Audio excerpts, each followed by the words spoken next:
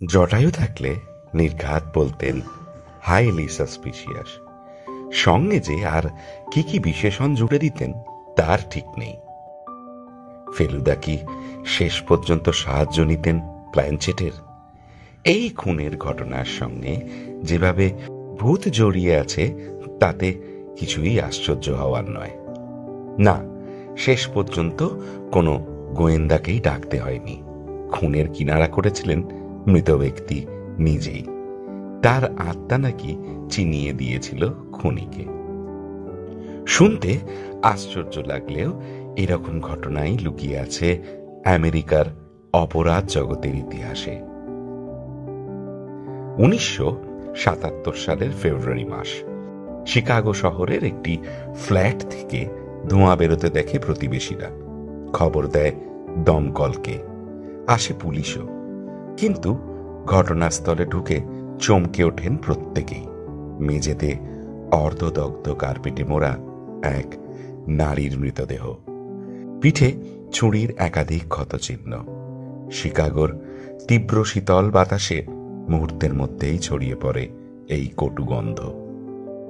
মৃত ব্যক্তির নাম তেরেসিটা বাসা।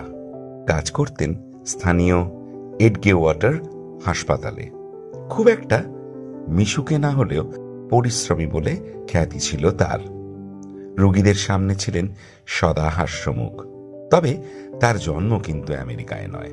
তার জন্ম হয়েছিল ফিলিপিন্সের এক অর্থবান পরিবারে, এবং তিনি কিন্তু ফিলিপিন্স থেকে আমেরিকায় চলে আসেন সঙ্গীতের টানে। হাসপাতালে কাজের পাশাপাশি লেলোয়া বিশ্ববিদ্যালয়ে গান নিয়ে গবেষণা করতেন বাসা। একাই থাকতেন। অসময়ের সঙ্গী বলতে ছিল পিয়ানো। যে কোনো গন্ডগোল থেকে তিনি শতহস্তে দূরে থাকা পছন্দ করতেন। এই রকম নির্বিবাদ মহিলাকে কে খুন করেছে, আর কেনই বা করেছে, ধন্দে পড়ে যায় পুলিশ। বাসার অতীত ঘেঁটেও কোনো গোপন শত্রুর খোঁজ তারা পায়নি। শুধু পাওয়া গেছিল কয়েকটি ক্লু। বাসার ডায়েরির পাতা থেকে পাওয়া যায় একটি নামের আদ্যক্ষর, আর সেটি ছিল AS। ব্যাস, এইটুকুই। পরবর্তীকালে তদন্তে আরো জানা যায়, ওই দিন সন্ধ্যে 7:30 নাগাদ বাসা কথা বলেছিলেন সহকর্মী রুথ লোবের সঙ্গে। কথায় কথায় তিনি তাকে জানিয়েছিলেন জনৈক পুরুষের আসার কথা আজ। কিন্তু কে সেই পুরুষ আর কি কারণেই তার আগমন, কিছুই তিনি তার সহকর্মীকে বলেননি। সেই পুরুষই কি এই AS ছিল? সেই কি নৃশংসভাবে খুন করেছিল বাসাকে? এর কিন্তু কোনো উত্তর পাওয়া যায় না। পাওয়া যায় না সেই অজ্ঞাত পুরুষের পুরো নাম। ধরেই নেওয়া হয় এই খুনের কোনো সমাধান পাওয়া যাবে না। ঠান্ডা ঘরে চলে যায় বাসা হত্যাকাণ্ডের ফাইল। কিন্তু এর মাস 6 পরের ঘটনায় নড়ে চড়ে বসতে বাধ্য হয় পুলিশ।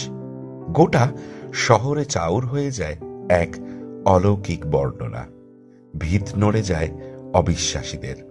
স্বয়ং বাসা নাকি যোগাযোগ করতে চায় পুলিশের সঙ্গে। না, তবে সেটা সরাসরি নয়। বাসার আত্মা ভর করেছে এক সহকর্মী রেমি চুয়ার উপরে। তার মুখ থেকেই জানা যাবে খুনের বিবরণ। হদিশ পাওয়া যাবে আসল খুনির।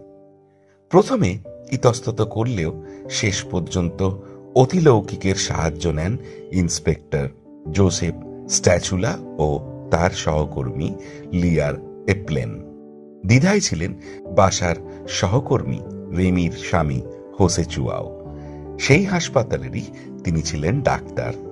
এবং হঠাৎই একদিন তিনি খেয়াল করেন তার স্ত্রী রেমি এক অদ্ভুত ভাষায় কি সব বলে চলেছে। ভাষাটার নাম ট্যাগালগ, যা কিনা বাসার দেশের ভাষা। তারপর তিনি ধীরে ধীরে বুঝতে পারেন তার স্ত্রীর মুখ থেকেই সাহায্যের কথা বলছেন বাসার আত্মা। তিনি সাহায্য চাইছেন। প্রথমে কিছুটা ঘাবড়ে গেলেও তারপর প্রাথমিক ঘোর কাটতেই শটান চুয়া চলে আসেন পুলিশের কাছে। এরপর পুলিশ রেমির সাথে কথা বললে তার মুখ থেকেই পাওয়া যায় খুনির পরিচয়, এবং উত্তর মেলে এস ধাঁধারও, যার পুরো নাম অ্যালেন সোয়ারি। অ্যালেন সোয়ারি আগে হাসপাতালেই কাজ করত। তারপর পুলিশ তাকে গ্রেপ্তার করে। পুরো ঘটনাটা অস্বীকার প্রথমে করলেও সত্যিটা পুলিশের ইন্ট্রোগেশনের কাছে স্বীকার করতে বাধ্য হয় অ্যালেন, এবং তিনি জানান বাসার যেদিন হত্যাকাণ্ড ঘটে সেদিন সন্ধেবেলায় টিভি সারানোর অজুহাতে সে গেছিল বাসার অ্যাপার্টমেন্টে, যদিও তার আসল উদ্দেশ্য ছিল ডাকাতি। বাসাকে ছুরি দিয়ে খুন করে কার্পেটে আগুন লাগিয়ে গয়না নিয়ে চম্পট দেয় সে। অ্যালানের প্রেমিকার কাছ থেকে পাওয়া যায় গয়নাগুলিও। ইন্সপেক্টর স্ট্যাচুলা তো বটেই, হতভম্ব হয়ে গিয়েছিল প্রশাসনও। অনেকেই অবিশ্বাস করতে থাকে রেমির বয়ানকে। তারা মনে করেন তিনি নিজেই ফাঁসিয়েছেন অ্যালানকে। কিন্তু ঘটনাটা হলো, যদি রেমি মিথ্যেই কথা বলবে তাহলে গয়নাগুলো অ্যালানের স্ত্রীর কাছে পাওয়া গিয়েছিল, সেই গয়নাগুলো তো আর মিথ্যে বলছিল না।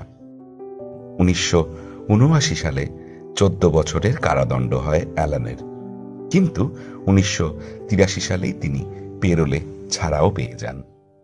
সত্যিটা নিয়ে প্রশ্ন রয়ে গেছে আজও, তুলনায় উত্তর পাওয়া গেছে কম। প্রশ্ন ওঠে ভূতের কথা মান্যতা দিয়ে তদন্ত প্রক্রিয়ার বিশ্বাসযোগ্যতা নিয়েও। ততদিনে খুনির ঠিকানা হয়েছে জেলখানায়। ন্যায় বিচার পেয়ে কফিনের মধ্যে বাসার আত্মা কি শান্তিতে ঘুমোতে পারলেন? কিছুদিন চলে এই নিয়ে জোর তরজা, কিন্তু সমাধান মেলেনি। রহস্যের ঘন কালো পর্দায় ঢেকে আছে পুরো বিষয়টি। আপনাদের এই গল্প কেমন লাগলো অবশ্যই কমেন্ট বক্সে আপনাদের মতামত জানাবেন। ভালো লাগলে লাইক করবেন, শেয়ার করবেন। আর যারা এখনো পর্যন্ত এই গল্প কিন্তু সত্যি পরিবারের সাথে যুক্ত হননি, তারা অবিলম্বে চ্যানেলটিকে সাবস্ক্রাইব করে বেল আইকন টিপে দিন, কারণ নিয়মিত এইরকম অজানা কিন্তু সত্যি গল্পের ভিডিও আপলোড হলেই তার নোটিফিকেশন আপনারা পেয়ে যাবেন। তো আজ এ পর্যন্ত, আবার আগামীকাল আমি হাজির হব গল্প কিন্তু সত্যির নতুন একটি পর্ব নিয়ে। ততক্ষণ সবাই খুব ভালো থাকবেন।